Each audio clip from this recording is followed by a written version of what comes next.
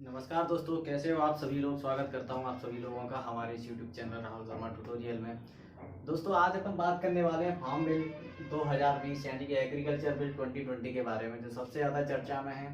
ये कितना किसानों के हित में है, ये कितना किसान विरोधी है। कई तरीके के बयान आपको सोशल मीडिया पे देखने को भी मिल रहे हैं। तो इन सब के बारे में अपन जानने का कोशिश करेंगे कि आखिर ये है क्या। ये जो 3 एक्ट आए हुए हैं, इनमें क्या क्या प्रोविजंस हैं और इनमें पहले इनमें क्या था और इनमें अभी क्या बदलाव किए गए हैं, ये सारी चीज़ें अपन जानने की इसमें कोशिश करेंगे। दूसरा इसमें अपन जानने की कोशिश करेंगे कि जो एग्रीकल्चर है, जो कृषि है, वो कि स्टेट लिस्ट का सब्जेक्ट है, यानी कि राज्य सूची का विषय है।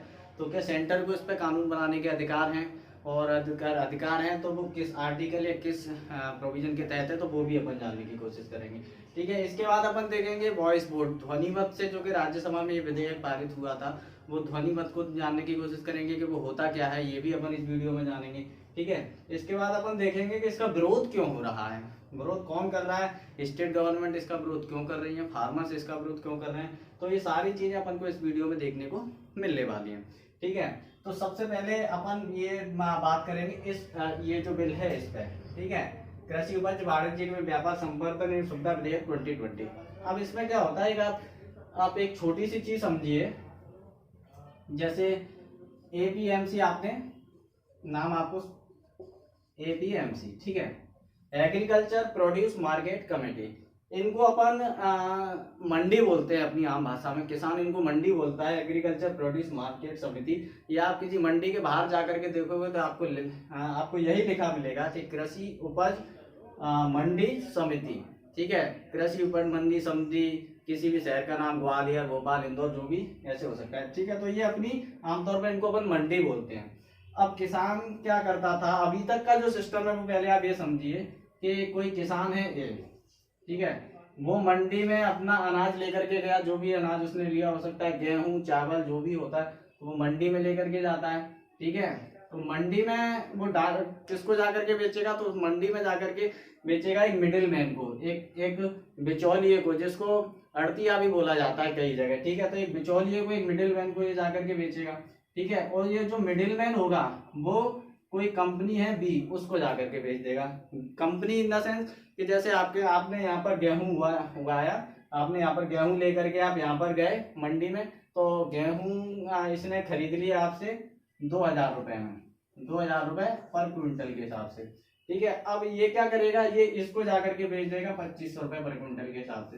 तो अभी सरकार क्या करना चाह रही है, इस एक्ट के तहत सरकार ये करना चाह रही है कि इसमें जो मिडिल मैन है इसको हटा करके सीधा किसान इसको जाकर के बेचे, ये करना चाह रही है। दूसरा, जब ये इसको जाकर के बेचती थी, जो एक किसान है जो मिडिल मैन को, एक ट्रेडर को जाकर के बेचता था, तो उस पे एक सर्टेन अमाउंट, मतलब सर्टेन परसेंटेज में, इसमें कुछ प्रतिशत इस पर राज्य सरकार का टैक्स लगता था, जिससे राज्य सरकार का रेवेन्यू जनरेट होता था। तो राज्य सरकारों का अब जो बाहरी जो मंडियां बनाई जा रही है वो अपन आगे समझेंगे। अभी का सिस्टम यही है कि इस पर कोई टैक्स लगता है, मिडिल मैन इसको खरीदता है और ये कम दामों पे खरीद करके ज्यादा दामों पे कंपनियों को बेच देता है। ठीक है। अब कौन सी कंपनियों को बेच देता है, मान लीजिए गेहूं है, इसने 2,000 गेहूं इसने लिए, और ब्रेड बनाने वाली कोई कंपनी है, उसको जाकर के इसने बेच दिए। लेकिन अभी बस ये करना चाह रही है सरकार की, सीधा कंपनी को जाकर के बेचिए। ठीक है। तो अब ये जो बिचौलिया होता है, ये जो बिचौलिया है, इसको एपीएमसी के तहत इसको लाइसेंस चाहिए, तब ये जाकर के मंडी में खरीद सकता है। ठीक है। तब ये जाकर के मंडी में बोली लगा सकता है कि ये गेहूं, आपने देखा भी होगा, अगर आप गांव से हैं, अगर आप कभी मंडी में गए होंगे, तो गेहूं की मान लो पूरी की ट्रॉली भरी हुई है, 4-5 बिचौलिए आते हैं और ऐसे गेहूं में हाथ डाला और बोलते हैं 1,800, 2,000, 2,100, यानी ऐसे बोलियां लगती हैं। सबसे ज्यादा जो दाम है किसान उसको अपनी फसल बेच देता है। ठीक है। तो ये इसका पुराना सिस्टम था। क्या था पुराना सिस्टम, कि किसान मंडी जाता है, मंडी में वो बिचौलिए से मिलता है, बिचौलिया जो कि इनको एपीएमसी से लाइसेंस रहता है, फिर वो इसको जाकर के दे देते हैं। ठीक है। अब इस पर कुछ परसेंटेज टैक्स भी लगता है। और इन्हीं मंडियों में एक एमएसपी, ये टर्म आपको बहुत सुनने को मिल रही होगी अभी, एमएसपी, मिनिमम सपोर्ट प्राइस, न्यूनतम समर्थन मूल्य। मान लीजिए ये डिसाइड करती है अपनी सरकार, गवर्नमेंट ऑफ इंडिया डिसाइड करती है। ठीक है। एमएसपी। अब इसमें क्या होता है कि मान लीजिए सरकार ने दाम फिक्स कर दिए कि 2500 रुपये पर क्विंटल का जो MSP है गेहूं का, ठीक है। इससे कम पे किसी भी किसान को नहीं, कोई भी किसान नहीं बेच सकता। लेकिन आप देखते होंगे कि गेहूं सबको पता है 1800 चल रहा है, 1700 चल रहा है, 2000 चल रहा है, वो MSP 2500 दे रखी है। तो ये सामने सामने अपन लोगों को पता है, लेकिन इस पर किसी भी प्रकार की कोई कार्रवाई नहीं है, किसी मतलब एक पनिशेबल ऑफेंस इसको नहीं, मतलब एक लीगल लॉ नहीं है ये, ठीक है। बस इससे कम नहीं मिलना चाहिए और इसका उपयोग किसान ले भी नहीं पाते हैं। वो क्यों नहीं ले पाते हैं वो अपन बाद में देखेंगे। तो फिलहाल अपन ने APMC ये समझा। अब सरकार क्या करना चाह रही है कि APMC मंडियां जो सिस्टम है वो पहले की तरह जारी रहने वाला है, लेकिन उसी के बाहर यानी कि उसी के सामने उसने प्राइवेट प्लेयर्स को छूट दे दी है। प्राइवेट प्लेयर्स को छूट दे दी है, यानी कि कोई भी कंपनी अपना एक वो खोले और उस पर एक ट्रेडर बैठाए, ट्रेडर इन द सेंस जो बिचौलिया है वो वहां पर भी बैठेगा। सरकार उसको खत्म करने की कोशिश कर रही है, लेकिन वो कंपनी का ही होगा और वो वहां पर बैठेगा। बस इसमें क्या एक रहने वाला है कि APMC में अपना टैक्स लगता था, एक किसान की जो भी अमाउंट था फसल का उस पर टैक्स लगता था, लेकिन इसमें क्या होगा, इसमें ये टैक्स फ्री रहेगी। तो अब क्या करना चाह रही है, अब आप खुद ही सोचिए कि कोई किसान है, ये अपना कोई फार्मर है, ये अपनी फसल लेकर के जाता है तो उसके पास दो ऑप्शन है। अभी तो उसके पास APMC हो वहीं जाकर के बेचना होता है, लेकिन अभी उसके पास दो ऑप्शन है, या तो वो यहाँ जाकर के पहले की तरह अपनी फसल बेच सकता है, दूसरा या फिर वो यहाँ पर चले जाए और यहाँ पर भी जाकर के बेच सकता है। तो वो यहाँ ना जाकर के वो यहाँ जाएगा, क्यों? क्योंकि यहाँ पर किसान को एक टैक्स देना पड़ता है और यहाँ पर उसको टैक्स नहीं देना पड़ेगा, तो उसका जाहिर सी बात है उसको अपनी अच्छे दाम उसको फसल के मिल जाएंगे, ठीक है। तो इससे जो मंडियां हैं इनकी खत्म होने की संभावना है। अब इसमें विरोध क्यों हो रहा है? जब ये मंडियां खत्म हो जाएंगी और इनमें एक MSP का सिस्टम भी मैंने आपको अभी बताया कि इससे कम पे, अब ये जब इन्हीं में है, अभी इनमें ऐसा कोई प्रावधान नहीं बोला नहीं गया है कि इनमें MSP यथावत जारी रहेगी। इनमें भी केवल ये है, मोदी एडमिनिस्ट्रेशन ने यही बोला है केवल कि MSP जारी रहेगी, लेकिन वो पहले वाले सिस्टम में जारी रहेगी, इनमें ऐसा कुछ नहीं बोला है, ठीक है। तो अब जब ये हो जाएगा, ये जब बंद होने लगेंगी तो किसानों के पास केवल एक ऑप्शन बचता है, प्राइवेट प्लेयर्स, इन पर जाकर के बेचे, ठीक है। अब धीरे धीरे जब ये होने लगेगा, ये कम्प्लीटली बंद हो गए, इन पे होगा, तो आप कह सकते हो कि एक तरीके से प्राइवेट सेक्टर की तानाशाही यहाँ पर होने लगेगी। और 10 मान लो मैं बोलता हूँ कि आपके क्षेत्र में कहीं भी 10 लोग हैं जो कि ये काम खरीदते हैं, और 10 के 10 बैठकर ये डिसाइड कर लेते हैं कि हमें गेहूं का रेट इससे ज़्यादा नहीं देना है, तो क्या किसान उससे ज़्यादा पे कहीं बेच पाएगा? नहीं बेच पाएगा। क्यों? क्योंकि उसके पास ऑप्शन नहीं है। दूसरा, वो कम से कम रेट भी डिसाइड कर सकते हैं, लेकिन इसके ऐसा कोई लॉ नहीं है कि उसको MSP मिल जाएगा। वो जाकर के मंडियों में बेचेगा, और मंडियों में यही आशंका है कि मंडियां अगर कल को खत्म हो गई तो अपन किसान कहाँ जाएगा। तो एक तो इसके विरोध करने का रीजन ये बन सकता है, ठीक है, ये इसके विरोध। तो ये जो है अपना पहला वाला ये एक्ट आपको समझ में आया होगा। सीधा सीधा क्या है, बिचौलियों को हटाने की कोशिश करी जा रही है। कैसे कि पहले वो बिचौलिया था, उस पर वो एक लाइसेंस मिलता था APMC से, तब वो जाकर के जो है ट्रेडिंग कर सकता था, मतलब जो है खरीद सकता था, ठीक है, किसानों से। लेकिन अब क्या हो गया, आप कोई भी जाकर के खरीद सकता है, आप और मैं सीधे किसानों से, लेकिन केवल और केवल आपके पास क्या है, पैन कार्ड होना चाहिए, ठीक है। अब बस ये अपना सब कुछ इसमें हो गया। अब अपन दूसरा देखते हैं।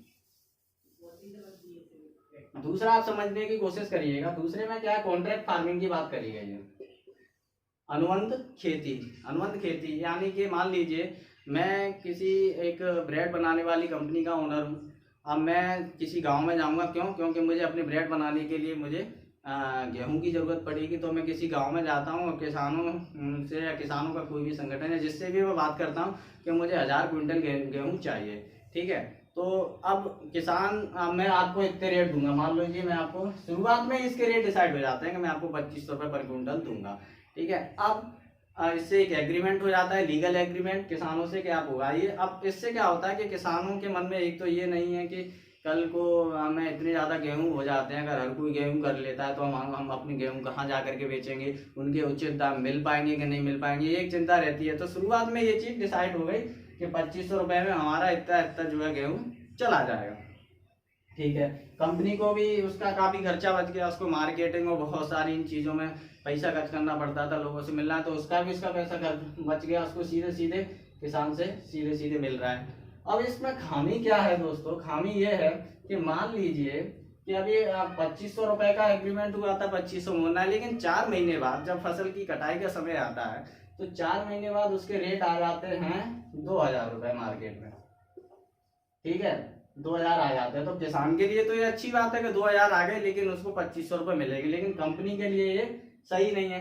तो कंपनी क्या करेगी, मान लीजिए ऐसा कि वो अभी जाकर के देखती है, अरे ये गेहूं तो खराब है और हमारी आपकी गुड क्वालिटी की बात हुई थी और आप हमें अच्छा गेहूं दोगे, ये गेहूं हम आपसे इतने में नहीं खरीद पाएंगे, ये खरीदेंगे तो हमको आप मार्केट रेट पर ही दीजिए। ये ऐसी शर्तें वो रख सकता है। अब जब वो रखेगा तो विवाद की स्थिति बनेगी। तो विवाद की स्थिति अगर बनती है तो ये जो विवाद है वो जाएगा एसडीएम तक। आप इसको सीधे कोर्ट में नहीं जा सकते, आपको एसडीएम मतलब इसमें एक not bellow the SDM level, मतलब एसडीएम लेवल से नीचे का कोई अधिकारी नहीं होना चाहिए, कम से कम इस लेवल का अधिकारी इसको सुनेगा। तो वो उसके पास जाएंगे। अब उसके पास जाने वाले 2 लोग हैं, एक किसान है जिसके पास 1-2 हेक्टेयर लैंड है, और एक कोई अच्छा खासा पूंजीपति है जिसकी कंपनी है, जिसके पास पॉलिटिकल पावर भी है, जिसके पास पैसा भी है। ठीक है, तो आप मुझे बताइए किसान की मतलब इसमें न्याय मिलने के चांसेस किसान को है कि नहीं है। मुझे लगता है कि डीएम, एसडीएम या कोई भी, जब एक पूंजीपति और किसान की लड़ाई होगी तो ये ज्यादा चांसेस हैं कि जो डीएम है या एसडीएम है वो एक पूंजीपति या एक कंपनी के उसमें फेवर में डिसीजन दें। क्यों? क्योंकि वो पॉलिटिकली स्ट्रांग है, उसके पास पैसा भी बहुत है, सब कुछ है, और किसान का कुछ नहीं है। किसान के पास आप जानते हो कि किसान का ये तक हालत रहती है अपने देश में कि हम धान बोले 2 साल मतलब पहले से कर्जे में डूबा है, और वो बोलता है कि बच्चे की फीस जो है धान कट जाएगी तब दे दूंगा, गेहूं कट जाएगा तब दे दूंगा। तो उसको जल्दी रहती है कि कब फटाफट से हमें अपना दाम मिले, हम अपने कर्जे निपटाए, ये चीज रहती है। तो उसके पास इतना समय नहीं है कि वो इन विवादों में पड़ सके। तो इसका मिसयूज यहाँ पर हो सकता है। किसानों को जरूरी नहीं है कि यहाँ पर ये हक मिल जाए, बाकी ये ठीक है, अगर इसका इम्प्लीमेंटेशन ढंग से रहा तो ये ठीक है। अब इसके बाद अपन चलते हैं आवश्यक वस्तु संशोधन विधेयक 2020। अब दोस्तों ये क्या है संशोधन विधेयक, मतलब ये अगर संशोधित किया गया है तो इससे पहले भी बना होगा। अब बना होगा तो वो कौन सा है वो अपन देखते हैं। आवश्यक वस्तु अधिनियम बना था अपना 1955 में, ठीक है, 1955 में। अब इसमें क्या होता था कि इसमें एक लिमिट डिसाइड कर दी जाती है कि आप जो ये आवश्यक वस्तु हैं कुछ, कि मान लीजिए अनाज, दाल, तिलहन, गेहूं जब अपना तेल या बहुत सारे ऐसे इसमें कुछ वो दे दी, आवश्यक वस्तुएं दे दी कि ये आवश्यक वस्तु हैं, इनको जो है आप एक लिमिट से ज्यादा इसका स्टोरेज नहीं कर सकते हैं। जैसे गेहूं के एग्जांपल अपन लेते हैं कि गेहूं का दे दिया, मान लो कि 100 क्विंटल से ज्यादा आप इसका स्टोरेज नहीं कर सकते। अगर आप इसको करोगे तो ये जो है आपको आप इस एक्ट के तहत कार्रवाई हो सकती है। ठीक है, अब क्या किया है गवर्नमेंट ने, अब इसमें से जो आवश्यक वस्तु अधिनियम है इसमें से कुछ आवश्यक वस्तुओं को निकाल दिया गया है, जैसे कि अनाज, दाल, तेल, मतलब इनको निकाल दिया गया। अब इससे क्या होगा कि इससे कोई भी स्टोरेज कर सकता है, कितना भी हो, कोई भी। जैसे अब ये मैंने आपको बताया कि इसमें मंडियों में ना जाकर के बेचने वाला किसान जब यहाँ पे प्राइवेट किसी कंपनी को जाकर के बेचेगा तो वो उसको स्टोर भी करेगा, कितना भी वो उसको स्टोर कर सकता है। ठीक है, अब स्टोर करने से प्रॉब्लम यहाँ पर ये है कि इसमें एक तो काला बाजारी बढ़ सकती है। यानी मान लीजिए कि कोई प्राइवेट प्लेयर है, उसने हजारों टन आलू जो स्टोर करके रखा है, हजारों टन प्याज उसने स्टोर करके रखी हुई है मार्केट में। अभी तो प्याज है, लेकिन 2 महीने बाद जब प्याज की कमी आएगी तो वो धीरे धीरे अपनी प्याज निकालने लगेगा, तो उसको क्या अच्छे दाम मिलने लगेंगे प्याज के। ठीक है, तो ये जो है ये किसानों के हित में तो मुझे कहीं से नहीं लगता, लेकिन ये जो है कंपनियों के हित में जरूर है, आप कह सकते हो। तो ये अधिनियम ऑल ओवर आपको तीनों मैंने आपको पढ़ाए, अभी ये पारित हो चुके हैं। पहले ये बिल थे, यहाँ पर बिल लिखा हुआ है विधेयक, लेकिन अभी एक्ट बन चुके हैं, अधिनियम बन चुके हैं। क्योंकि कोई भी बिल अधिनियम तब बनता है जब वो राष्ट्रपति के साइन उस पर हो जाते हैं, राज्यसभा और उससे होते हुए। ठीक है, तो ये अपन ये तीनों अपन ने जाना। अब अपन दोस्तों ये देखते हैं जो एग्रीकल्चर है वो स्टेट लिस्ट का सब्जेक्ट है। देखो भारतीय संविधान की अनुसूची 7 यानी कि शेड्यूल 7 में 3 सूचियों का वर्णन है, संघ सूची, राज्य सूची और समवर्ती सूची, यानी कि सेंट्रल लिस्ट, स्टेट लिस्ट और अपना कॉन्करेंट लिस्ट। तो इसमें इनमें क्या है, कुछ सब्जेक्ट दिए गए हैं। मान सेंट्रल लिस्ट में पता चला, आप बताइए सेंट्रल लिस्ट और स्टेट लिस्ट और कॉन्करेंट लिस्ट, इनमें कितने कितने सब्जेक्ट हैं, ठीक है, कमेंट बॉक्स में बताइए। तो अब इसमें क्या है कि सेंट्रल जो एग्रीकल्चर है वो स्टेट लिस्ट का विषय है। स्टेट लिस्ट मतलब स्टेट लिस्ट में एंट्री 40 एग्रीकल्चर से रिलेटेड है, तो इस पे कानून बनाने का अधिकार राज्य को है। लेकिन आप देख रहे हैं कि केंद्र ने इस पे कानून बनाया है। तो वो कैसे बनाया है कि जो सेंटर है उसके पास एक आर्टिकल है भारतीय संविधान का, अपना आर्टिकल 249, वो ये कहता है कि अगर कोई सब्जेक्ट नेशनल इंटरेस्ट का है यानी कि राष्ट्र हित का है तो उस पर केंद्र कानून बना सकता है, ठीक है। तो एक तो इसको यूज करते हुए, दूसरा एक कॉन्करेंट लिस्ट यानी कि समवर्ती सूची है। अच्छा, आप ये बताइए समवर्ती सूची किस संविधान से ली गई है, मतलब किस देश के संविधान से अपन ने इसको लिया हुआ है, ठीक है। तो अब ये समवर्ती सूची की एंट्री 33 में भी एग्रीकल्चर का वर्णन है।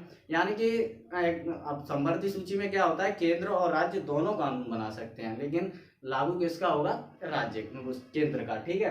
तो अब इसमें जो है इस एंट्री 33 का यूज करते हुए भी एग्रीकल्चर पे इन्होंने कानून बनाया है। तो ये तो बाकी सब सिस्टम से हुआ है जो भी है। लेकिन अब आप यहाँ पर देखेंगे वॉइस वोट जो राज्यसभा में ध्वनि मत से पारित हुआ है। तो ध्वनि मत में क्या होता है कि राज्यसभा का जो सभापति होता है वो किसी भी बिल के लिए बोले अगर आप इसके सहयोग में, मतलब अगर आप इसके समर्थन में तो यस बोलिए, नहीं है तो नो बोलिए, ठीक है। तो इसके समर्थन में कितने लोग हैं कि यस, अब ध्वनि मत इसमें आवाज कितने लोगों ने यस किया, कितने लोगों ने नो किया, मतलब वॉइस कितने लोगों की ज्यादा आई, ठीक है। तो अगर यस वालों की ज्यादा है तो कानून अपन पास कर देंगे, उसको पावर होती है कि वो उसको यूज करके पास कर सकता है। दूसरा अगर कम आती है, नो करने वाले लोग कम हैं तो इसको जो है नो करने वाले ज्यादा हैं तो पास नहीं होगा। तो ध्वनि मत का ये सीधा सीधा है। अब इसके दोस्तों फायदा तो ये है कि कोई भी बिल बहुत जल्दी पास हो जाता है, और उसका जो सबसे बड़ा जो डिमेरिट है, जो घाटा है, वो यही है कि ये बहुत ही अनएक्यूरेट होता है। मान लीजिए कोई बहुत नो में, मतलब इसको ना पास करवाने वाले लोगों में नो वाले लोग ज्यादा नहीं है, कम है, लेकिन उनकी आवाज बुलंद, तो चिल्ला चिल्ला के बोल रहे हैं नहीं नहीं नहीं होना चाहिए, नहीं होना चाहिए। तो ये क्या है कि ये इनएक्यूरेट है, ठीक है। तो ये अपन ने यहाँ पे जाना कि ध्वनि मत से होता है। अब इस पर विरोध क्यों हो रहा है, स्टेट गवर्नमेंट इसका विरोध क्यों कर रही है दोस्तों? स्टेट गवर्नमेंट इसका विरोध इसीलिए कर रही है, कई राज्य सरकारें, जैसे आपने पंजाब और हरियाणा की गवर्नमेंट का देखा होगा। दूसरा, पहली बात तो ये कि वहाँ पर अपोजिशन की गवर्नमेंट है। चलिए ठीक है, वो होता है राजनीति में, कोई भी होगा, जो भी है, जो भी कानून बनाते हैं, अगर कोई सत्ता में है तो वो सबसे अच्छा कानून है, अगर वही कल को विपक्ष में होती है तो वही कानून सबसे बुरा है। ये बीजेपी के बारे में भी देखने को मिला है, और कल को कांग्रेस आती है तो वो भी करेगी। तो अब इसका विरोध स्टेट गवर्नमेंट इसीलिए कर रही है कि क्या है कि मैंने आपको बताया कि जब कोई किसान एपीएमसी यानी मंडियों में बेचने जाता था तो उस पर एक टैक्स लेता था। टैक्स कौन लेता था? State government. तो उससे उसको अच्छा खासा रेवेन्यू जनरेट होता था, तो वो रेवेन्यू इसका आना बंद हो गया है, ठीक है। तो स्टेट गवर्नमेंट के विरोध करने का सबसे बड़ा रीजन एक ये है। दूसरा, फार्मर्स इसका विरोध क्यों कर रहे हैं? कई किसान संगठन इसका विरोध कर रहे हैं, फार्मर्स इसका विरोध कर रहे हैं। वो इसीलिए कर रहे हैं कि उनको बहुत ही अनसर्टेनिटी है। मैंने आपको बताया कि अगर एमएसपी खत्म हो गई तो जो प्राइवेट प्लेयर्स हैं वो केवल अकेले वो बचते हैं, मंडियां कल को खत्म हो जाती हैं तो मार्केट में मोनोपोली क्रिएट हो जाएगी कि वो जो चाहेंगे वही होगा। जैसे कि बीएसएनएल और जियो का आप एग्जाम्पल ले लीजिए। जियो ने पहले सस्ते सस्ते प्लान दिए, वो थोड़ा थोड़ा करके अभी बढ़ाते जा रहा है। मैं कहता हूँ सडनली अगर वो उसको 2000 रुपए का भी कर देता है कल को, तो ये अपनी मजबूरी है, अपन को उसको लेना पड़ेगा, ठीक है। तो ये मोनोपोली क्रिएट करना होता है। तो ऐसे ही कल को प्राइवेट प्लेयर्स जो मंडियां खत्म होने के बाद वो भी ऐसा कर सकते हैं। तो किसानों को एक तो ये है। दूसरा है एमएसपी को वो एक लीगल राइट मानता है, एक लीगल जो है राइट्स के उसमें रखा जाए, ये उनकी मांग है कि जैसे मान लो गेहूं का अगर एमएसपी 2500 पर क्विंटल है तो इससे कम पे किसान को चिंता ही नहीं है कि इससे कम दाम मिले। अगर इससे कम दाम होता है तो एक पनिशेबल ऑफेंस होना चाहिए, ये किसानों का इसमें मानना है। तो ये पूरा का पूरा बिल अपन ने समझने की कोशिश करी। अब मुझे अगर आपको कहीं से भी अगर ये लगता है कि अगर आपको ये बिल कोई डाउट है इसको लेकर के, अगर आपको समझ में नहीं आया तो आप कमेंट बॉक्स में हमें बताइए, मैं उसमें आपको जो है आंसर देने की कोशिश करूंगा पूरा। और अगर आपको ये अच्छा लगा हो वीडियो तो इसको लाइक करें और अगर अच्छा नहीं लगा हो तो आपको डिसलाइक करने का भी अधिकार है, लेकिन आपको ये बताना पड़ेगा कि आपने डिसलाइक क्यों किया, जिससे हम आगे आने वाली वीडियो में इसमें सुधार कर सकें। ठीक है, इससे रिलेटेड कोई भी क्वेरी आप अभी कमेंट बॉक्स में पूछ सकते हैं। जय हिंद, वंदे मातरम।